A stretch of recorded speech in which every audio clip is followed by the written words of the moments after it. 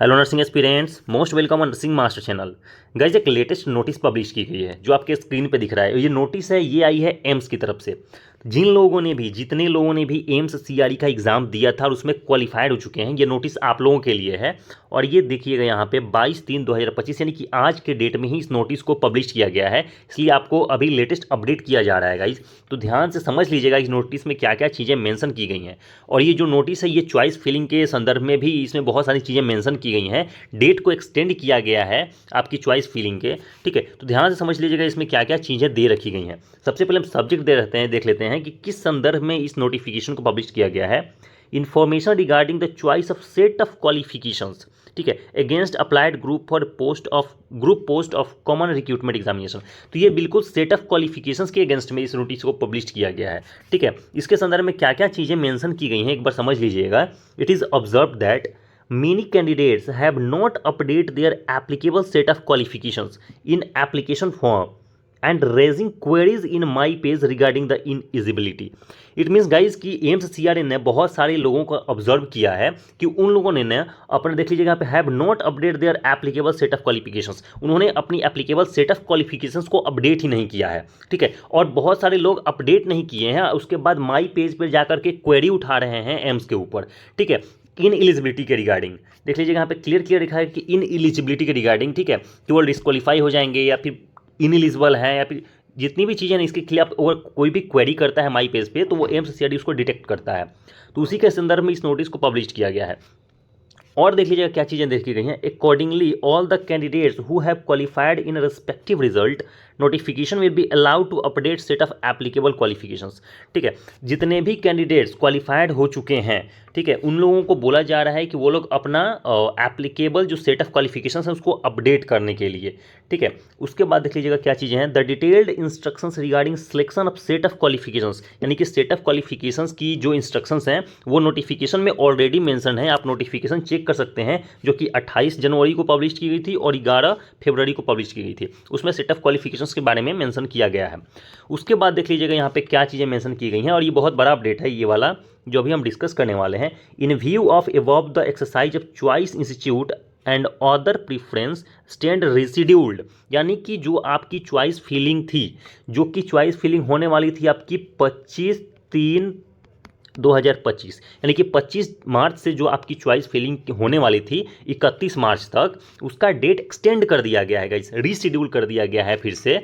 और वो जो डेट है वो देख लीजिएगा यहाँ पे 5 अप्रैल से होने वाला है। तो आपके पास बहुत टाइम मिल गया है, इस बीच में आपको अपने सारे डॉक्यूमेंट्स को प्रिपेयर कर लेना है। मे बी चॉइस फिलिंग के डेट जिस दिन है 5 अप्रैल, उस दिन से भी आपकी कुछ डॉक्यूमेंट्स मे बी लगे अपलोड करने के लिए, ठीक है। वैसे तो चॉइस फिलिंग में डॉक्यूमेंट्स की जरूरत नहीं होती है, बट फिर भी मे भी मांगा जा सकता है। तो उससे पहले आप लोग अपने डॉक्यूमेंट्स भी प्रिपेयर कर लेंगे और आपको अपने डॉक्यूमेंट्स में क्या क्या चीज़ें देनी है वो भी हम आगे डिस्कस कर लेंगे कि वहाँ पर कुछ बदलाव तो नहीं हुआ है, ठीक है। तो बिल्कुल ध्यान से समझ लीजिएगा सारी चीज़ों को। तो आप अपनी जो डॉक्यूमेंट जो चॉइस फिलिंग है वो 5 अप्रैल से शुरू करिएगा 25 मार्च की जगह, ठीक है। 5 अप्रैल से 15 अप्रैल, यानी टोटल 10 दिन आपको दिया गया है चॉइस फिलिंग के लिए, ठीक है। 15 April 2025 with options to edit their applicable set of qualifications, यानी कि एप्लीकेबल सेट ऑफ क्वालिफिकेशंस को आप एडिट कर सकते हैं और चॉइस फिलिंग 5 अप्रैल से शुरू होगी गाइस, ठीक है। और उसके नीचे गाइज कुछ इंपॉर्टेंट चीज़ें दे रखी गई हैं, इसको आप पढ़ सकते हैं। For guidelines the number of seat eligibility criteria detailed information etcetera, इन सब चीज़ों के लिए यदि आप चाहें तो इसकी ऑफिशियल वेबसाइट पे विजिट कर सकते हैं और वहाँ पे सारी चीज़ों का अपडेट आप खुद ही ले सकते हैं। अब आपको आगे बताएंगे गाइज कि आपकी क्या क्या डॉक्यूमेंट्स वेरिफिकेशन में क्या क्या डॉक्यूमेंट्स लगने वाली हैं और क्या वो डॉक्यूमेंट्स स्टेट गवर्नमेंट की हैं तो भी चल जाएंगी या फिर सेंट्रल गवर्नमेंट की होंगी तो चलेंगी, ठीक है। और आपकी जो डॉक्यूमेंट्स है उसका जो टेन्योर होना चाहिए वो 1 साल का होना चाहिए या उससे एक्सटेंड कर सकते हैं। तो सारी चीज़ों को अभी हम डिस्कस करने वाले हैं। तो देख लीजिएगा क्या क्या डॉक्यूमेंट्स आपका अभी लगने वाला है। तो देख लेते हैं गाइज यहाँ पे क्या क्या डॉक्यूमेंट्स आपका लगने वाला है। देख लीजिएगा एलिजिबिलिटी एंड डॉक्यूमेंट वेरिफिकेशन। तो आप जब डॉक्यूमेंट वेरिफिकेशन के लिए जाएंगे तो आपके पास क्या डॉक्यूमेंट्स होनी चाहिए और ओरिजिनल कौन सी डॉक्यूमेंट्स होनी चाहिए, ठीक है। वो सारी चीज़ों के बारे में अभी हम डिस्कस कर लेते हैं। The original certificates documents of provisionally selected candidates will be verified by respective AIIMS institute for which dates will be notified by examination sections. It means guys कि जो भी आप डॉक्यूमेंट्स लेकर के वहाँ पे जाएंगे, ठीक है, चाहे आप किसी भी एम्स के लिए भरे हों, ईएसआईसी के लिए भरे हों, तो आप जहाँ भी डॉक्यूमेंट वेरिफिकेशंस के लिए जाएं वहाँ पे गाइज ओरिजिनल सर्टिफिकेट लेके जाएंगे, ठीक है। जो भी सर्टिफिकेट हम आगे डिस्कस करने वाले हैं वो सारे के सारे ओरिजिनल लेकर के जाएंगे। इसके अलावा और क्या क्या चीज़ें यहाँ पे मेंशन की गई हैं आप एक बार देख लीजिएगा। On the basis of examinations, the provisionally qualified candidates will required to produce original certificates as given below along with, देख लीजिएगा, ओरिजिनल सर्टिफिकेट लेके जाना है, उसके साथ में और क्या चाहिए, तो 1 photo copy of all these documents, यानी कि जो भी आप ओरिजिनल सर्टिफिकेट्स लेकर के जाएं उसके साथ में उस सारे सर्टिफिकेट्स का एक एक फोटो कॉपी भी लेके जाना है, ठीक है, अटैच करके, विच आर डली attested self attested. It means guys आपकी उस पर सिग्नेचर भी होनी चाहिए, उस जो भी आप सर्टिफिकेट्स जो भी आप लेके जा रहे हो फोटो कॉपी, उस पर आप अपनी सिग्नेचर्स भी कर लेना, ठीक है। आगे देख लेते हैं, डॉक्यूमेंट्स रिक्वायर्ड आर, सारे डॉक्यूमेंट्स यहाँ पे अकॉर्डिंगली अरेंज किए गए हैं कि कौन कौन से डॉक्यूमेंट्स आपके लिए लगेंगे। पहला है copy of the download registration slip of the online application form. जिस टाइम पे आपने ऑनलाइन एप्लीकेशन फॉर्म भरा था उस टाइम पे जो आपने प्रिंट आउट डाउनलोड किया था रजिस्ट्रेशन का, उस रजिस्ट्रेशन स्लिप को आपको लेकर के जाना है, ठीक है। जो आपने उस टाइम पे निकाला था वो ले लीजिएगा, उसका भी एक फोटोकॉपी आप जरूर करा लीजिएगा। उसके बाद देख लीजिएगा 2 नंबर में क्या दिया है, copy of download admit card. जो आपने एडमिट कार्ड जो आपके पास है वो भी आप लेकर के जाइएगा, आपकी एडमिट कार्ड की वहाँ पे ज़रूरत होगी, ठीक है, उसकी भी 2 कॉपी आप ले लेना।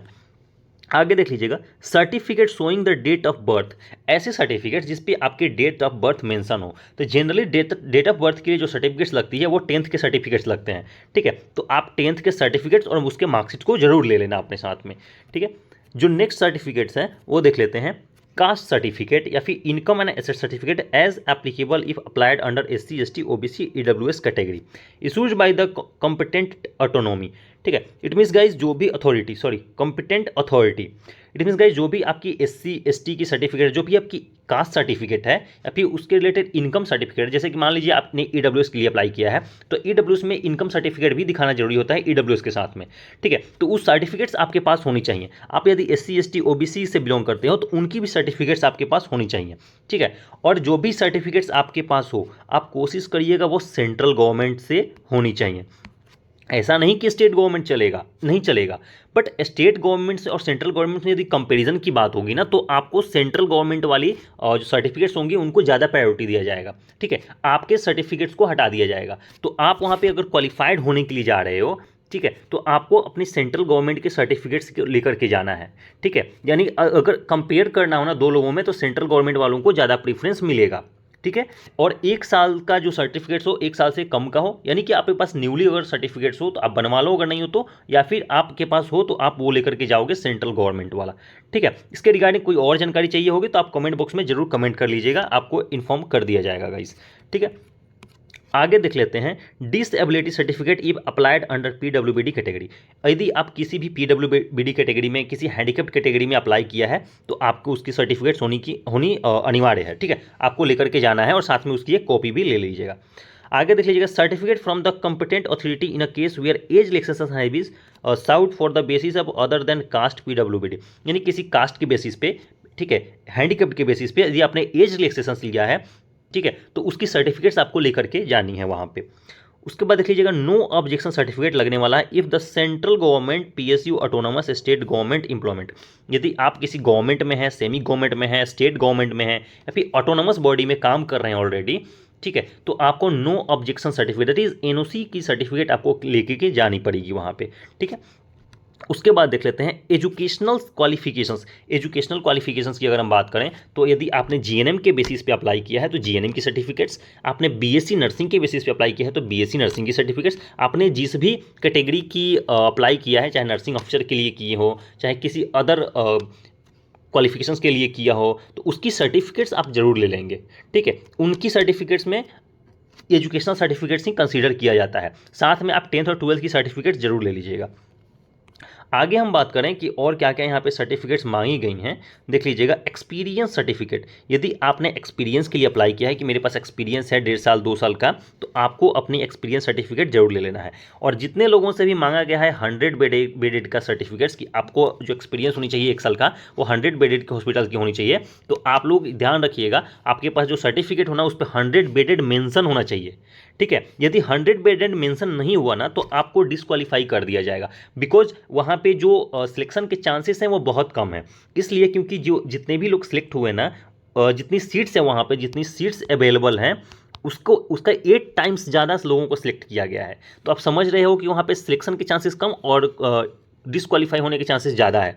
तो आप कोई भी अपॉर्चुनिटी उनको मत देना डिसक्वालीफाई होने के लिए, ठीक है। यदि 100 बेडेड बोला गया है तो आप बिल्कुल, आपके सर्टिफिकेट पे ये मेंशन होना चाहिए कि आप जिस हॉस्पिटल के एक्सपीरियंस लेकर के जा रहे हैं वो 100 बेडेड ही है, ठीक है। इस चीज़ों को ध्यान रखिएगा, छोटी छोटी चीज़ें हैं जो आपको डिसक्वालीफाई वहाँ पे कर सकती हैं, इन चीज़ों का ध्यान रखना है। एनी अदर सर्टिफिकेट्स, ठीक है, एनी अदर सर्टिफिकेट्स में आप क्या रख लोगे, आप अपना आधार कार्ड रख लेना, ठीक है, आप अपना आधार कार्ड रख लेना, आप अपना पैन कार्ड रख लेना, इसके अलावा आप अपना डोमिसाइल सर्टिफिकेट जरूर रख लेना, ठीक है। डोमिसाइल सर्टिफिकेट रख लेना, रेसिडेंशियल सर्टिफिकेट, वो आपको बहुत काम आने वाली है अदर सर्टिफिकेट्स में, ठीक है। तो गाइज यही सारी चीज़ें थी जो आपको बताना बहुत ही ज़रूरी था, ठीक है। यदि इसके अलावा कोई और भी जानकारी आपको चाहिए इस रिक्रूटमेंट से, इस क्वालिफिकेशन से रिगार्डिंग, चॉइस फिलिंग से रिगार्डिंग, किसी भी चीज़ से रिगार्डिंग, तो आप हमें कमेंट बॉक्स में कमेंट कर देना, आपको आपके आंसर्स कर दिए जाएंगे गाइज, ठीक है। इस वीडियो में इतना ही रखते हैं, वीडियो अच्छी लगी तो प्लीज़ लाइक कर दीजिएगा और चैनल को सब्सक्राइब कर लीजिएगा। Thank you so much guys, thank you.